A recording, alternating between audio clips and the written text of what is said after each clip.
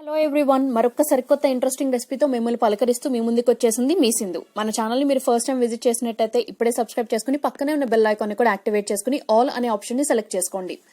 ఇవాల్టి వీడియోలో సగ్గుబియ్యంతో వడలు ఎంతో టేస్టీగా చాలా తక్కువ టైంలో ఎలా ప్రిపేర్ చేసుకోవాలో చూపిస్తున్నాను, చూసేయండి. రెసిపీ ప్రిపరేషన్ కోసం ఒక మిక్సింగ్ బౌల్లోకి సన్నగా చిన్నగా ఉన్న సగ్గుబియ్యం అనేది 1 కప్పు వరకు వేశాను. ఇప్పుడు ఇందులోకి వాటర్ పోసుకుని సగ్గుబియ్యంని 2 times పాటు బాగా క్లీన్ చేసుకోండి. ఎందుకంటే సగ్గుబియ్యంలో మనకి చాలా డస్ట్ పార్టికల్స్ ఉంటాయి. సో క్లీన్ చేసుకున్న తర్వాత ఎక్సెస్ ఉన్న వాటర్ మొత్తం వంపేసి ఎంత వాటర్ అయితే అవసరం పడతాయో అంత వాటర్ మాత్రమే పోసుకుని గంట పాటు నానబెట్టుకోండి. మీరు తీసుకున్న సగ్గుబియ్యం అనేది చిన్న సైజు ఉంటే గంట నానితే సరిపోతుందండి. అదే మీరు పెద్ద సగ్గుబియ్యం తీసుకున్నట్టయితే 3 గంటలు మినిమం టైం అనేది నానబెట్టుకోవాలి. ఇప్పుడు స్టవ్ మీద ఒక కడాయి పెట్టుకోండి. కడాయిలోకి ఒక 1/2 కప్ వరకు వేరుశనగ గుళ్ళు వేశాను. మీరు ఏ కప్పుతో అయితే సగ్గుబియ్యం తీసుకుంటారో అదే కప్పుతో 1/2 కప్ తీసుకోండి, సరిపోతుంది. కేవలం లో ఫ్లేమ్ లోనే ఈ వేరుశనగ గుళ్ళని డ్రై రోస్ట్ చేసుకోండి. మనకి ఆ పొట్టు పార్ట్ అనేది లైట్ గా బ్లాక్ కలర్ టర్న్ అవుతుంది అని అనుకున్నప్పుడు ఫ్లేమ్ అనేది టర్న్ ఆఫ్ చేసేసి కంప్లీట్ గా రూమ్ టెంపరేచర్ వచ్చే వరకు ఆరబెట్టుకోండి. ఆరబెట్టుకున్న వీటిని ఒక మిక్సీ జార్ కి యాడ్ చేసి కోర్స్ పౌడర్ లాగా గ్రైండ్ చేసుకోండి. సో ఇలా గ్రైండ్ చేసి పెట్టుకున్నటువంటి ఈ పల్లీల పొడిని పక్కన పెట్టేసుకోండి. ఇప్పుడు తిరిగి అదే మిక్సీ జార్లోకి మీరు తినే ఘాటుకు తగినట్టుగా పచ్చిమిర్చిని ఇలా రఫ్గా పీసెస్ లాగా కట్ చేసుకుని వేసుకోండి. అలాగే అల్లంని పొట్టుతో సహా ఉంచేసి సన్నగా ముక్కలుగా కట్ చేసుకుని వాటిని కూడా వేసుకోండి. ఈ అల్లం పచ్చిమిర్చి రెండు కూడా ఘాటుగా ఉంటాయి కాబట్టి మీరు తినే ఘాటుకు తగినట్టుగా అడ్జస్ట్ చేసుకుని వేసుకోండి క్వాంటిటీ అనేది. ఇప్పుడు అల్లం పచ్చిమిర్చి రెండింటిని కూడా వాటర్ ఏమీ యాడ్ చేయకుండా కోర్స్గా ఇలా గ్రైండ్ చేసుకుని పక్కన పెట్టుకోండి. ఈ రెసిపీ ప్రిపరేషన్ కోసం నేను 2 పెద్ద సైజ్ బంగాళదుంపల్ని ముందే ఉడికించుకున్నానండి. బంగాళదుంపలకి పైన తోలు పీల్ ఆఫ్ చేసేసి ఇలా పొటాటో మ్యాషర్ యూజ్ చేసి మెదుపుకుంటున్నాను.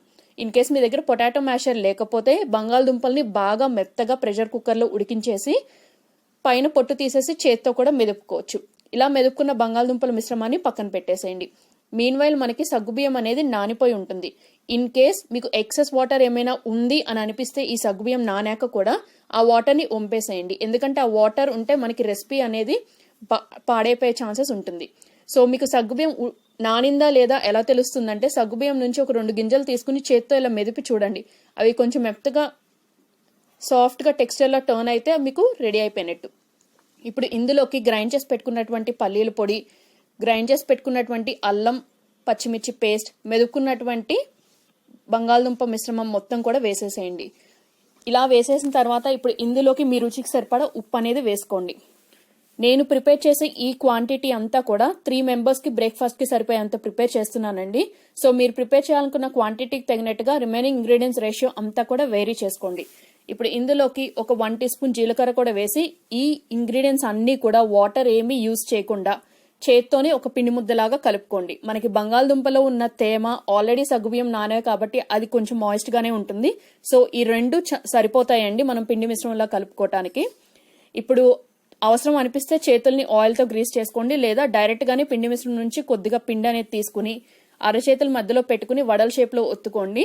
స్టవ్ మీద డీప్ ఫ్రై సరిపడా ఆయిల్ అనేది కడాయిలో పోసి ఆయిల్ హీట్ అయిన తర్వాత ఫ్లేమ్ ని లోలోకి అడ్జస్ట్ చేసేసి రెడీ చేసి పెట్టుకున్నటువంటి ఈ వడల్ని మీరు తీసుకున్న కడాయి సైజుని బట్టి 1 లేదా 2 మాత్రమే ఎట్టే బ్యాచ్ గా మీరు డ్రాప్ చేయాలి.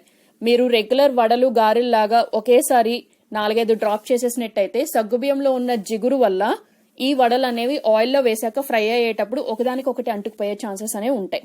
సగ్గుబియ్యం వడల్ని కేవలం మీడియం ఫ్లేమ్ లోనే ఫ్రై చేయాలి. హై ఫ్లేమ్ లో ఫ్రై చేసినట్టయితే పైన కలర్ వచ్చేస్తుంది, లోపల బంగాళదుంప మిశ్రమం అంతా కూడా పచ్చి పచ్చిగానే ఉంటుంది. లో ఫ్లేమ్ లో ఫ్రై చేసుకుంటే ఆయిల్ బాగా పీల్చేస్తాయి అన్న విషయం గుర్తుంచుకోండి. సో మీడియం ఫ్లేమ్ లోనే అటు ఇటు కూడా ఆయిల్లో ఫ్లిప్ చేసుకుంటూ మంచి గోల్డెన్ బ్రౌన్ కలర్ వచ్చి క్రిస్పీగా టర్న్ అయ్యే వరకు మనం ఫ్రై చేసుకోవాలి.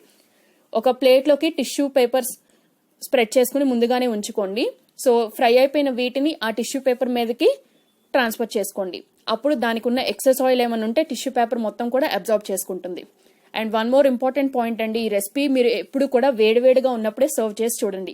ఎందుకంటే చల్లారే కొద్దీ ఈ వడలు అనేవి మెత్తగా అయిపోతాయి. టేస్ట్ అయితే బాగోదు అని నేను చెప్పను, బట్ వేడిగా ఉన్నప్పుడు సర్వ్ చేస్తేనే ఆ టేస్ట్ అనేది మీరు పర్ఫెక్ట్ గా ఫుల్ ఫ్లెష్ గా ఎంజాయ్ చేయగలరు. రెసిపీ నచ్చితే వీడియోకి ఒక లైక్ ఇవ్వండి, షేర్ చేయండి, ఫ్రెండ్స్ అండ్ ఫ్యామిలీ మెంబర్స్ తో సబ్స్క్రైబ్ చేసుకోండి.